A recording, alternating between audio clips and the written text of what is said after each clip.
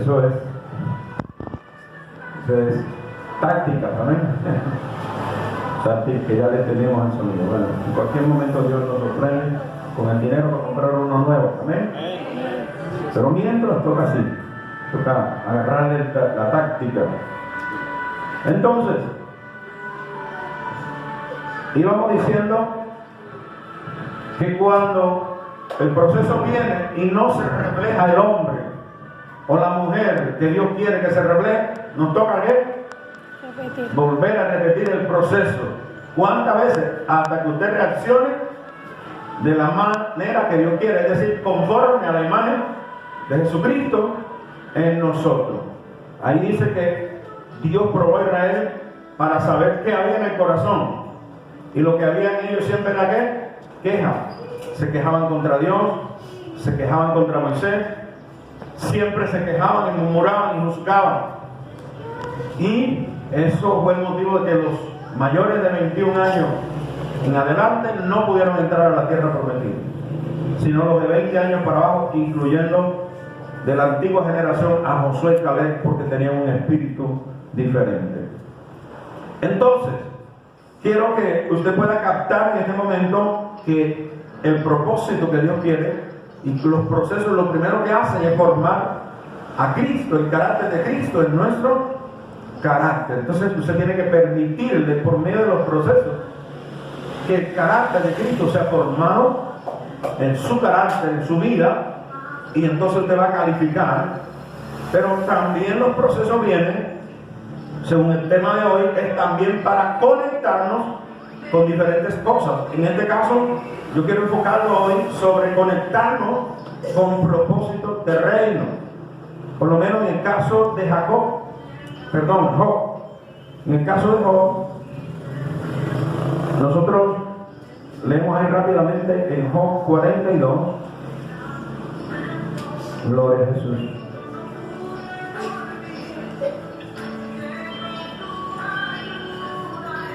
Job 42.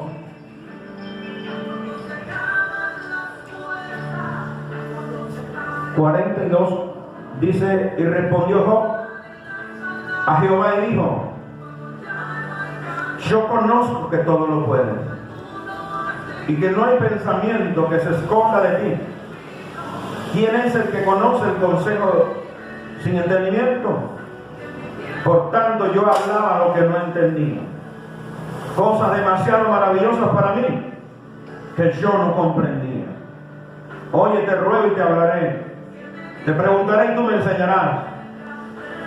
De oídas te había oído, mas ahora mis ojos te ven. Por tanto me aborrezco y me arrepiento en polvo y ceniza. En el caso de Job, es un caso en el que observamos que cuando él salió de la prueba, Dios lo conectó con una doble bendición. Dice que era el hombre más rico del Medio Oriente, pero cuando Dios lo levanta, le da doble finanza, es decir, lo hace el hombre doblemente más rico. Pero lo más importante no es lo terrenal, eso es pasajero, es temporal, es mientras estamos aquí en la tierra. Lo importante que él recibió después del proceso está en los versículos del capítulo 42, los primeros versículos del capítulo 42, que él dice que él era el hombre, como Dios dijo de él, justo, recto, santo, perfecto, en lo que él solo conocía de Dios.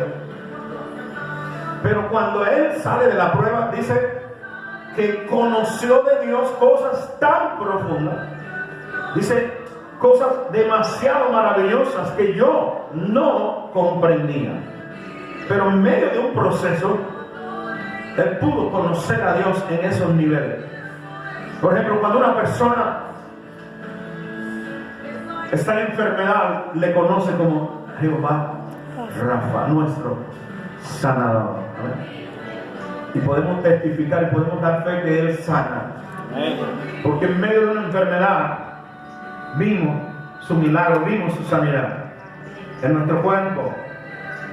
Cuando estamos en una situación crítica económicamente y Él nos trae la provisión y Él nos abre los cielos en el área económica.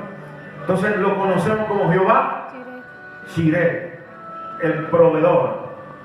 Entonces cuando tú pasas una situación de soledad, Él se muestra como el que da la compañía. Cuando estás triste, con dolor, Él se muestra como consolador y lo conoces como consolador. Entonces, cada situación, cada crisis nos lleva a conocer al Señor en un nivel que si no estás en un proceso no lo llegas a conocer de esa manera. Y si no lo llegas a conocer de esa manera, no lo llegas a amar en ese nivel. Entonces, por eso es importante que los procesos nos llevan a convertirnos en el hombre o en la mujer que Dios quiere que seamos. Que tengamos el corazón, el carácter, la vida que el Señor quiere que tengamos. Entonces, pero también nosotros estamos aquí en la tierra para hacer que Cristo sea formado en nuestro carácter, pero también estamos aquí para cumplir un propósito en la tierra, hacia afuera, es decir, en cuanto al hacer. Lo primero que he dicho es en cuanto al ser, en quién me convierto yo, que es lo más importante. Porque si me convierto en eso es porque estoy inscrito en el libro de la vida. Si no me convierto en eso, es porque es posible que no esté escrito en el libro de la vida. Entonces eso es lo más importante. Pero también es importante saber que mientras estemos en esta tierra tenemos que cumplir un propósito en cuanto hacia afuera, en cuanto al hacer cosas para servir, número uno. Aquí en la tierra tenemos que servir, cada uno en el área empresarial, en el área profesional, si es educador, si es médico, si es cualquier área donde usted se desempeñe, usted está llamado a servir. José, ¿qué hizo? No solamente José cumplió el propósito de salvar la descendencia de Abraham, de su padre Jacob, Abraham, Isaac y Jacob, sino que él, con todo lo que hizo, salvó a toda una nación de Egipto, salvó, que era el propósito, salvar a la descendencia de Abraham, y salvó a todas las naciones vecinas donde llegó el hambre. Entonces, cuando Dios te llama a servir, no te pone a servir solo a los creyentes, porque a veces creemos que solamente mi función es hacia los creyentes. Si Dios te pone en una posición de autoridad, tienes que servir a los que son creyentes y a los que no son creyentes también. Estás allí en una posición para servir al desválido, al menesteroso, es decir, al necesitado, a la persona que necesita de Dios. Allí donde Dios te ponga a desarrollar una función en la tierra, allí usted va a servir. Amén. Pero también con su profesión, lo que sea que usted desarrolle, usted también va a darse cuenta de algunas personas en las que Dios te va a conectar. Y tú vas a desarrollar el ministerio de la reconciliación, que está enfocado con la palabra de Mateo 24:14, que dice: y será predicado este evangelio del reino en todas las naciones, y entonces vendrá el fin. El ministerio de la reconciliación está conectado con esta encomienda de Jesús, que es la única que va a decidir el fin. Amén. Nosotros no nos vamos a concentrar en la pandemia que llegó, en la guerra que hay, en los conflictos, que todos son señales de la venida de Cristo, pero no nos vamos a concentrar en ninguna de ellas. Nosotros en la iglesia tenemos que estar conectados, concentrados con una sola señal, y la señal que debemos estar conectados es: y será predicado este evangelio del reino en todo el mundo para testimonio a todas las naciones, y entonces vendrá el fin. Entonces nosotros tenemos que estar conectados predicando el evangelio del reino, y eso se llama ministerio de la red. Entonces, cuando Dios te coloca en una área, una esfera de la sociedad, Jesús dijo, cuando predicó la parábola del sembrador, dijo: el campo es el mundo. Es decir, aquí hacemos cosas para edificar el cuerpo de Cristo, desarrollamos talentos, dones, y eso está bien. Pero nuestra mayor responsabilidad no está dentro de este local o de cualquier local, donde esté cualquier iglesia. Nuestra mayor responsabilidad está fuera en el mundo. Es allá donde tenemos que reconciliar al mundo con Cristo. Es decir, con el Padre por medio de Cristo. Entonces eso es lo que a veces la iglesia no entiende. Y a veces nos peleamos por pasar acá y afuera donde está el mayor trabajo no lo hacemos. Yo felicito a todos los que lo están haciendo, amén. A los que ya lo están haciendo, ya están evangelizando, ya están discipulando, gloria a Dios. Y hay que aumentar ese pie de fuerza en ese trabajo, amén. Y en el área donde Dios te permite desarrollar, laborar. Dios te conecta con personas, por lo menos el doctor Rafael, Dios lo conecta a él con personas en el área de la salud, que quizás ninguno de nosotros vamos a tener esa oportunidad de conectarnos con un doctor importante, pero él sí. Y él no es que va a andar, y ninguno es que va a andar ahí por ahí, fanático, predicándole al Raimundo y a todo el mundo y volviéndose cansón y odioso. No, usted tiene que ser prudente, usted tiene que ser guiado por el Espíritu y estar pendiente cuando el mismo Señor le da la oportunidad. A veces hay algún tema que la persona misma da y dice, esto sí está terrible, ahora con las elecciones, bueno, ahora con las elecciones, la gente te toca el tema de la situación del país, de la situación, las circunstancias, y eso nos sirve a nosotros ¿para qué? Como un puente de qué? De entrada para decirle, sí, la situación y esto y otro, tenemos que orar por el país, y usted deja el tema ahí y se mete presentándole a Jesús a esa persona.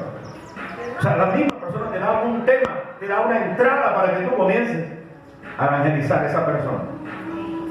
Entonces, estoy hablando de que cuando Dios te conecta con cualquier posición en la sociedad, cuando Dios te promociona, es para que cumpla estas dos funciones: servir y ¿qué más?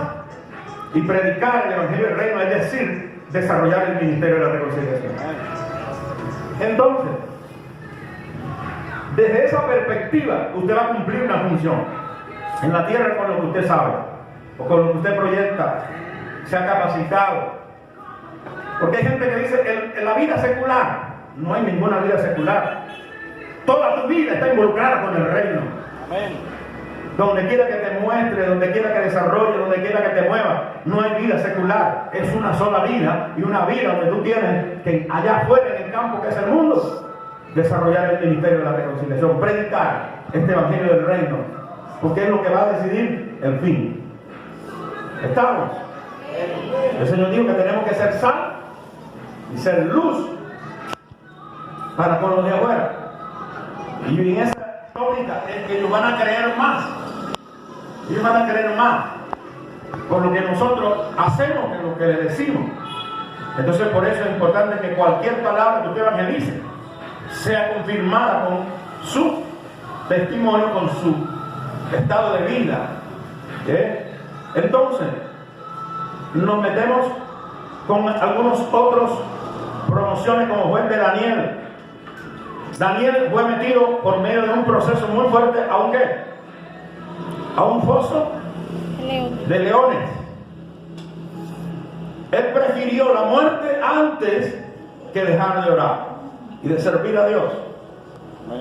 Él estaba entre los 3 sátrapas de más rango que gobernaban a los demás 120 sátrapas. Es decir, pongámosle un nombre: senadores o diputados, como aquí en Venezuela no hay esa figura de senadores, pero está la figura de ¿qué?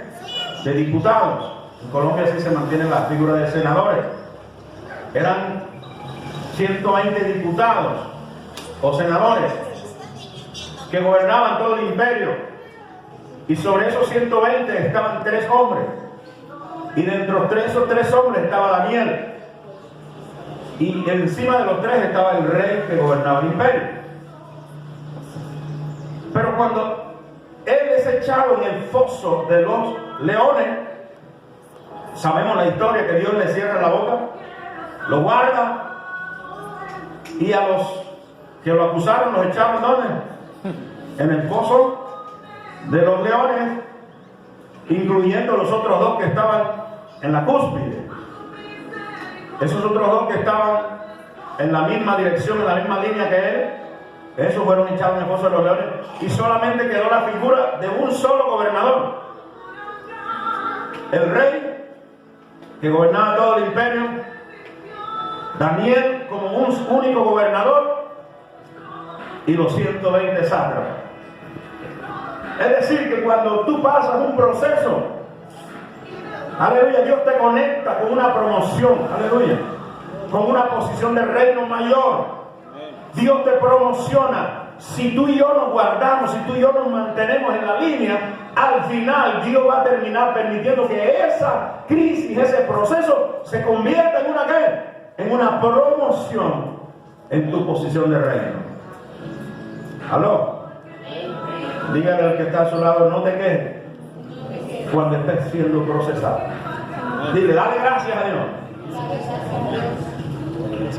A 3 amigos de Daniel también fueron procesados y lanzados a un horno de fuego que lo calentaron 7 veces más que de lo costumbre. Que los que lo echaron a él en el pozo, en el lago de fuego, se quemaron inmediatamente porque el resplandor era demasiado. Y ellos 3 comenzaron a caminar, a pasearse dentro del horno de fuego. Y había un cuarto personaje, el ángel de Jehová, la presencia de Dios misma, que los guardaba y no permitía que el fuego los quemara. Y el rey le dijo, no fue 3 que echamos, ¿por qué hay 4? Porque el ángel de Jehová campa alrededor de los que le temen y los defiende. Y ahí está Dios primero guardando la vida de Daniel en el pozo y de los 3 amigos de Daniel en el horno de fuego. Dios promociona a Daniel.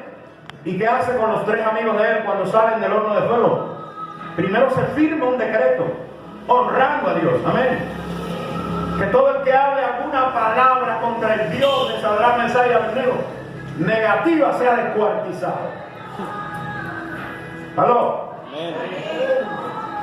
Eso se debió gracias a la integridad de estos 3 jóvenes que estuvieron dispuestos a morir. Le dijeron, oh rey, el Dios que nosotros servimos nos puede librar y nos librará. Amén. Pero si no es así, sepa que no te vamos a servir. Es decir, Dios es soberano. Amén. ¿Cuánto lo creen? Amén. Dios con Esteban no hizo eso. ¿Esteban con qué? Un mártir.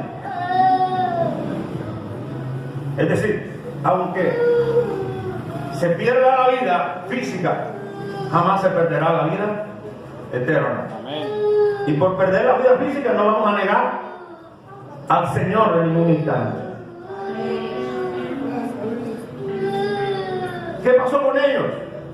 Fueron puestos en varias ciudades. Uno de ellos fue puesto en 5 ciudades, otro en otras y así. Es decir, fueron promocionados a unas posiciones de ¿qué? De gobierno después que salieron del horno de fuego. Es decir, que un proceso te promociona, te conecta y te promociona con un propósito de reino, de gobierno. Entonces, vamos a entrar en materia entonces con el caso de José. Como dije, no vamos a leer los textos, ya lo leímos y ya está en nuestro intelecto. Ahora vamos a recordar algunas cosas que son claves para lo que quiero transmitir en esta mañana.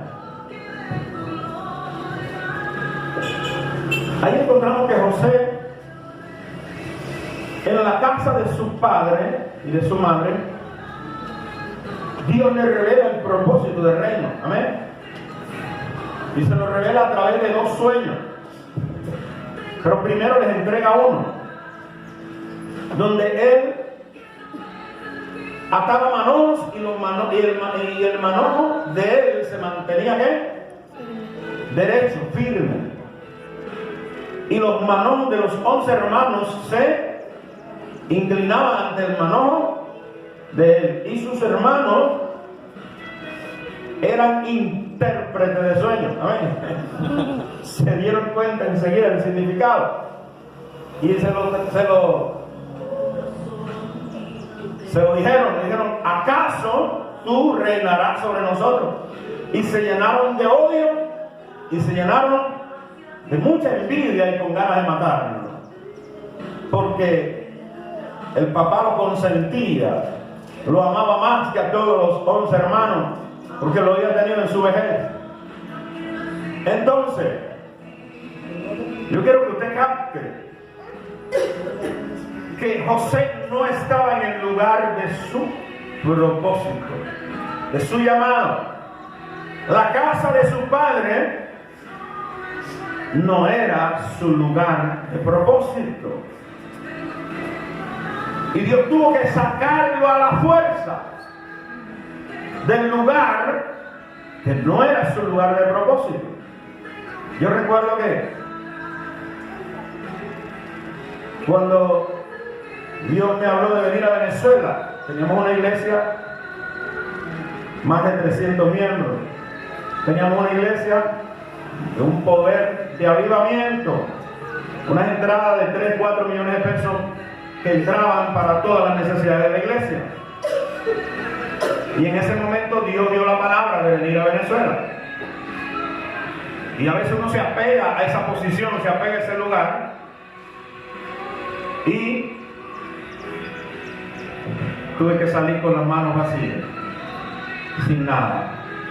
Si hubiera entendido la palabra en ese tiempo, se hubiera mantenido una iglesia allí, alguien al frente de esa iglesia, que de alguna manera nos hubiera ayudado económicamente para la obra que se iba a abrir en Venezuela. Pues cuando Dios tiene un plan, Dios mueve lo que tenga que mover para lograrlo. ¿Aló? Pero si tú no lo quieres a la buena, Dios lo hace. ¿A la qué? A las manos. Me tocó venir a Venezuela con las manos vacías. Porque no quise obedecer cuando Dios mandó a la buena. Con lazos de amor. El que no quiere con lazos de amor, lo hace el Señor con lazos de palo. Bueno, entonces, Él, es decir, voy a que usted no me vaya a malentender lo que le voy a decir. Dios no está de acuerdo con la actitud de odio de sus hermanos. Dios no está de acuerdo con esa actitud de odio. Dios no está de acuerdo con la envidia que tuvieron sus hermanos, con todos los intentos de asesinato de los hermanos, con ese trato de venderlos en la familia. Esos tratos Dios no está de acuerdo. Bíblicamente Dios no está de acuerdo. El diablo es el que trabaja así, con odio, con envidia, con rechazo, pero usted sabe que el diablo también trabaja. Muchas veces el diablo termina trabajando ¿para quién? Para Dios. El diablo trabajó allí, pero le estaba trabajando ¿a quién? A Dios. ¿Por qué? Porque él tenía que ser sacado de la casa de su padre, porque la casa de su padre no era el lugar de su propósito. Mientras estuviera en la casa de su padre, no se iba a conectar con el lugar de su propósito. Y entonces Dios lo saca, así, odiándolo. Dice que cuando él fue a visitar, a supervisar a sus hermanos, porque su padre lo había mandado, entonces los hermanos cuando lo vieron de lejos dijeron: allá viene el soñador. ¿Vamos a qué? Vamos a matarlo para ver qué será de sus sueños, porque él tuvo otro. Dios permitió que tuviera otro, le mostró otro sueño. ¿Cuál fue el otro sueño? ¿Un qué? La luna, el sol y la luna eran la mamá y el papá. Y 11 estrellas, sus hermanos. Sí. Que tanto la luna, el sol y las 11 estrellas se inclinaban hacia él, y inmediatamente el papá le interpretó el sueño. ¿Qué sueño es este que has tenido? ¿Acaso tu mamá y yo y tus hermanos nos inclinaremos a ti? Y lo reprendió por el sueño. Pero sus hermanos, ¿qué pasó? Se les metió la envidia y el odio, más que con más fuerza. Pero Dios estaba en el asunto. Vuelvo y repito, Dios no comparte esos hechos negativos, pero muchas veces nos permite que el diablo trabaje de esa manera. ¿Para qué? Para empujarnos hacia el lugar ¿de qué? De nuestro destino y propósito en cuanto al hacer. Dígale que está a su lado, púyelo, pellizquelo, dígale, te están hablando. Y me están hablando, dígale. Entonces,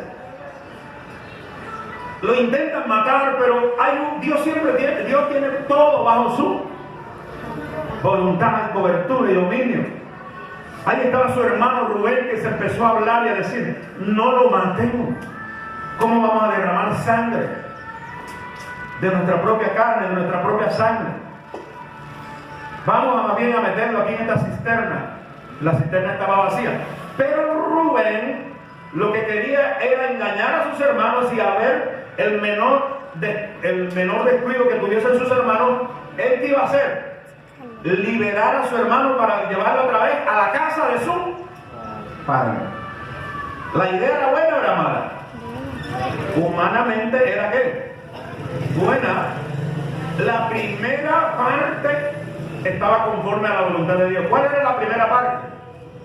Que no lo mataran. Cuando Rubén dice: no lo matemos, echémoslo en esta cisterna, no lo matemos, hasta allí Rubén estaba acorde con la voluntad de Dios, porque Dios quería echarlo más para adelante. Pero Rubén lo que quería era volverlo, retrocederlo. ¿Hacia dónde? Hacia la casa de su padre, contrario al propósito de la voluntad de Dios. Entonces, recuerde que Jesús a Pedro le dijo: apártate de mí, Satanás, me tropiezo. Porque Satanás te estaba diciendo: yo no voy a permitir que te hagan nada malo. Si es posible, me voy a levantar. Y hasta el día que lo iban a agarrar, ¿agarró qué? Una espada, y le cortó la oreja al siervo del sumo sacerdote. Él estaba siendo por Jesús llamado Satanás, porque Satanás significa adversario. Me eres adversario, Pedro, porque estás en contra del propósito de lo que Dios quiere hacer conmigo. Y a Judas, que no era hijo de Dios, era hijo del maligno, ¿qué le dijo? ¿Cómo lo llamó? Amigo. No le dijo Satanás, le dijo ¿qué? ¿Por qué le dijo a Judas, que no era hijo de Dios, era hijo del maligno? ¿Por qué le dijo amigo y no Satanás, como a Pedro? Porque Judas lo iba a ¿qué? A acercar al propósito. ¿Cuál era el propósito? Que Él muriera en la cruz para podernos salvar a nosotros de nuestros pecados. ¿Era doloroso? Fue doloroso, pero era necesario. Si no, ninguno de nosotros pudiese tener vida eterna. Entonces, Rubén tiene una parte que no quiere que lo maten, está conforme a la voluntad de Dios, pero quererlo volver a la casa de su padre está en contravía a la voluntad de Dios. Entonces Dios tiene que levantar a otro, y levantó a Judá. En Dios no hay coincidencia. Venían los ismaelitas, que también se les llama madianitas. Venían. No hay coincidencia, no era que venían porque se les ocurrió venir, porque ya Dios todo lo tenía fríamente calculado. Amén. Todo Dios lo tiene bajo cuerda. Uno es el que vive todo afanado, sofocado. Pero Dios todo lo tiene planeado, todo Dios lo tiene. En Dios no hay coincidencia, todo lo aparece ahí mismo. Ahí venían los comerciantes y dijo Judá: no lo matemos, igualito como su hermano Rubén. Estaba de acuerdo, no lo matemos. La diferencia entre Rubén y Judá es que Judá dice: no lo matemos, sino vendámoselo a los ismaelitas. Ese plan, si estaba completo, estaba acorde con la voluntad de Dios. Que era duro para José, claro que era duro. Póngase en el lugar del corazón de José. Dice allí que cuando usted lee el pasaje bíblico, usted encuentra que no le hablaban pacíficamente. ¿A quién de ustedes les gusta que lo griten? Bueno, así era el trato de los hermanos de José con José. Cada vez que José se acercaba a ellos lo gritaban. A cualquiera de los 11 que se acercara a José, el trato era de grito, de odio y de envidia. ¿Fue fácil para José? No fue fácil. Póngase en el lugar